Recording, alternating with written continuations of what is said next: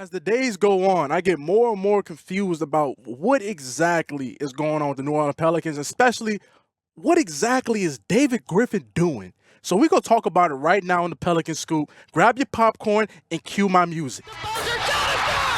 This is the Pelicans Scoop with Jordan Kitchens, breaking down everything under the sun about your New Orleans Pelicans. Smash that like button, leave a comment, and subscribe to stay on top of your Pels content. Now, running point, here's Jordan. What is good, YouTube? Welcome back to another edition of the Pelicans Scoop. I am your host with the most, Jordan Kitchens, and I'm not even going to do the, ladies and gentlemen, because today's video is just like, what is going on? Okay, so reason why I'm breaking this down, last night, the Pelicans made a very surprising move to me.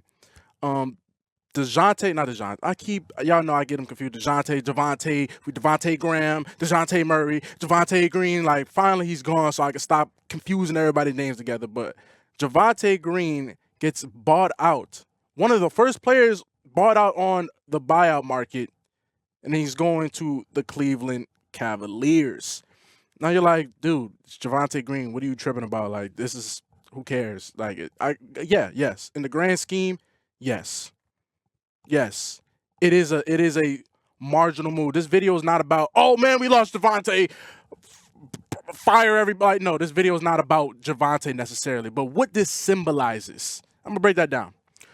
Number one, last offseason that David Griffin sat here was like, it's gonna be we're done being complacent. It's gonna be change. We're gonna do all this. Every move you brought here has been a failure. I'll get to the seasons in the past. I'm really specifically talking about last offseason, the DeJounte Murray trade offseason, that offseason that led up into this disaster dumpster fire of a season currently. So this tweet comes from Pro Pels Talk on Twitter, Justin. He made a very compelling point. So this really what kind of inspired this video. 2024 offseason free agent signings moves. Daniel Tice. Can I interest you in Daniel Tice? Where is he right now? Oh, he's cross seas. He's not even in the country anymore playing professional basketball. Your starting center that you picked up, you masqueraded that he was going to be your starting center. We're going to figure it out. That guy you talking about, we're going to figure it out. He's maybe in Russia, Germany right now playing ball. He doesn't even have a job anymore in the NBA. That was one of your key offseason moves. Keep that in mind. Trey Jemison, Lakers. Matt Ryan, Knicks. Javonte, well, yeah, because they cut, Matt Ryan the shooter, not Matt Ryan the football player. Javonte Green, Cavaliers. Shout out Javonte Green. You go from a 13 in a million basketball team to a, finals contender with the Cleveland Cavaliers. Shout out to you. This video is not about you, bro. It's about your boss, per se, who's just an incompetent, I ain't gonna call him a fool. I'm not gonna say just be throwing shots, but I'm just tired. I'm gonna just keep going, ladies and gentlemen. So DeJounte Murray, torn Achilles. On top of that, people you lost in the offseason. That even, you did trade Dyson and Larry Nance. So I'm just like, you didn't even get nothing for these guys. Your Najee Marshalls, Jonas Valanciunas, Dyson Daniels, Larry Nance. Those are guys who were included in the DeJounte trade. Keep in mind, you also gave away some first-round picks for the DeJounte Murray trade. And you're still back at square one. And I love DeJounte. I feel like the trade, I still feel like, if everybody was healthy, if he didn't break it, like everything could have been differently. But the circumstances are he's coming off a torn Achilles right now. The odds of you really shaking back from that are historically not in his favor. Other than Kevin Durant, it's a career zapper. So, but also you tied together some first round picks to get him to, whatever. But the problem that I have with the real problem that I have with this Javonte move is that if he's one of the first people that is, on the buyout market, you're telling me that there was no way possible for you to get a trade for him. There was no way possible for you to acquire a second round pick for him. If you already knew that this is the direction you were going to go, and people are going to be like, well, they got Bruce Brown, but Bruce Brown's on an expiring contract. Why would Bruce Brown sign back with the Pelicans? What motive? A guy that has gotten paid, gotten his ring, who's in his prime years of his NBA career right now. Why would I sign back with the Pelicans and not go try and give me another ring or sign to a team that has a chance of winning? I come from winning. What makes y'all think that Bruce Brown is going to sign back? I'm willing to go on a limb. There is no way in hell Bruce Brown signs back. No way in hell. So you got a rental Bruce Brown, Kelly Olynyk, who can't even get a visa right now to play on the damn team. That's why y'all haven't seen Kelly Olynyk. The man can't get a work visa in the country. He might have one coming out of All-Star break. We'll see. But the reason why he wasn't playing, because he doesn't have a damn visa. So these are the guys you got back for Brandon Ingram, a guy that was attached to the Anthony Davis trade. Do y'all see where I'm going? Do y'all see where I'm going? This incompetence on top of incompetence on top of incompetence. You know, from the drafting, you having a fourth pick and then trading down to get Jackson Hayes, the eighth pick, who's not. You let him walk. You let the number 8 pick walk for nothing. Now he's on the Lakers. Of course he's on the Lakers. You know, you kill Nickeil Alexander-Walkers, your Didi Lozadas, your Kyra Lewis's. You're like, what is going? And then there are people out there that are still defending. Oh man, we're just so cursed. We're just so injured. The Pelicans are just so injured. No, I'm tired of the injury excuse. Yes, they was injured this year, but damn it, that don't mean a damn thing. The guy that David Griffin, this is the team that he's built. These are the pieces that he put in place. These are the guys that you brought here. These are your guys. These are your guys. This is your coach. Willie Green's your coach. You fire Stan Van Gundy. You fire Alvin Gentry. You should fire Willie Green. That's what I'm saying. We all want Willie Green fired. That's the problem.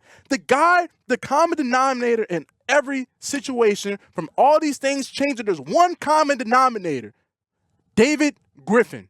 One common denominator. In these last 6 years of pain and misery, what's the common denominator? David Griffin. You're telling me that you couldn't find some type of trade deal? Because everybody thought once you got Kelly Olynyk and Bruce Brown, you were going to flip them again to try and get some picks, some type of just – the team is bad. We need assets. We don't need players. So that's why I'm not tripping about Javonte, because Javonte is not a part of the future plans. But you're telling me you couldn't get any type of asset for Javonte Green, a guy that was one of the first people picked up on the buyout market? You couldn't find one move for him? You couldn't scrap together a second-round pick? You couldn't trade him and Bruce Brown and get something? You just let all these people walk you. Let me calm down. I'm sorry, guys. I'm sorry. I said I wasn't going to get too worked up. Because that gets nothing accomplished, right? Even though this is just a small Pelicans channel with a couple hundred people that watch my videos. It's a small channel, but this is my outlet to just speak my displeasure with what is going on. You know, I would love to sit here and pump out positive content about the Pelicans. I'd love to talk good about David Griffin. I would love to talk flying colors about the job he has done and the direction his team is going and all the beautiful assets this team has and the players you drafted and just the development system. But there is none of that. There is no positivity. What has been the one positive that David Griffin has done? Is it the Anthony Davis trade? Because you lost that trade. Is it the Zion? You're reluctant to getting Zion. You wasn't even here before we had Zion. You came with Zion. Where is the positivity? You're 13 in a million. I'm really more upset because you can see the writing on the wall and nothing's going to change this season. Well, yeah, this season. This offseason. I think they're going to run it back with both of them. Year 7. They have nothing to show for it. No playoff wins. No playoff series wins. That's what I'm saying. No playoff series wins. No monumental move that, you know, you snatch a Luka Doncic or something. Nothing like that. Or you you trade for Karl Anthony Towns like the Knicks. Or you built like something the Knicks got, you know. Really just by making moves and signing free agent, like none of that. Just 6 years of, oh, they're injured this year.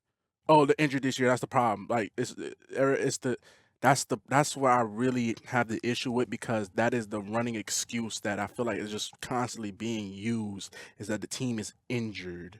The injuries, that's what's going on. Y'all been saying that for 6 years. Oh my God. I didn't even talk about like Eric Bledsoe, Steven Adams. I'm just thinking about all the guys. Garrett Temple. Who was the guy that traded for Lonzo Ball when we traded Lonzo Ball?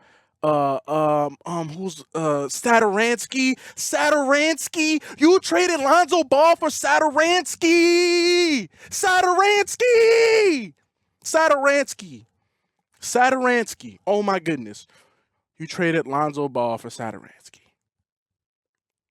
Granted, now I think about it, one good move was getting CJ McCollum, but that gets masked in just a sea of doo doo. Trying to not curse, doo doo, a sea of doo doo with CJ McCollum, your franchise leader in threes.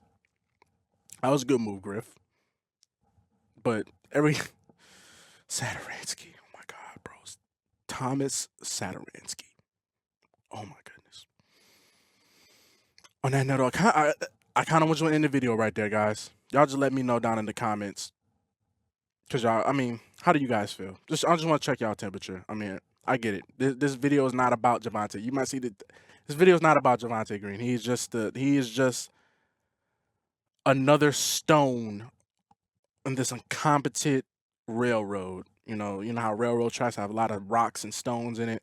Javonte Green is just another stone in the mix of it, just incompetence. No, we're not mad about losing Javonte Green. Actually, I'm mad about losing Javonte Green because you got nothing for him. You literally got nothing for him. You're telling me if this was the plan, like you knew. It's just that is the plan with the Pelicans. Well, not the plan, that is the problem with the Pelicans. It's just always being 2 steps slow. They're always behind the 8 ball. They're always just monotonous and just not getting things done when they need to get done, and then they sit there last minute like you had a project your teacher assigned 3 months ago. The Pelicans, they're the people doing it the night before. You had 3 months to do this project and they're gonna cram it out in the last 48 hours. I used to be that person.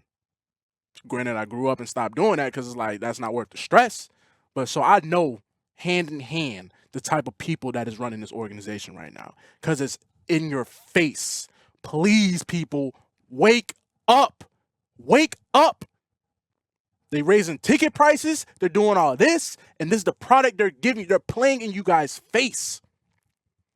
We have a GM that makes no. If you knew you wasn't, you know what? I'm not even gonna keep ranting about Javonte Green because it's not about Javonte. It's about you knowing you was going to not have any type of future with this player and you couldn't find some type of way to get a pick for him. I'm not talking no first round pick. You trade all these second round picks to Josh Richardson. Oh my God, I just keep going. I keep thinking deeper and deeper and it gets worse. So at this point, I'm just getting aggravated. Stop this video. Appreciate you guys for sticking in for another edition of Pelicans Scoop. Greater days are coming. Y'all just stick with me. I promise you we will get to the promised land one day. But right now, it's dark. So I appreciate you guys and all the support and love, whatever. I'm gonna always keep it real for you guys. I'm not gonna sit here and sugarcoat what is going on, acting like it's fine and dandy. It is not. You're 13 in a million, bottom of the West, staring at the lottery, asking God to bless you with a top 3 pick. You're on your knees right now. On your knees. Pause if needed. So I appreciate you guys for sticking in. I'm signing out, man. Peace.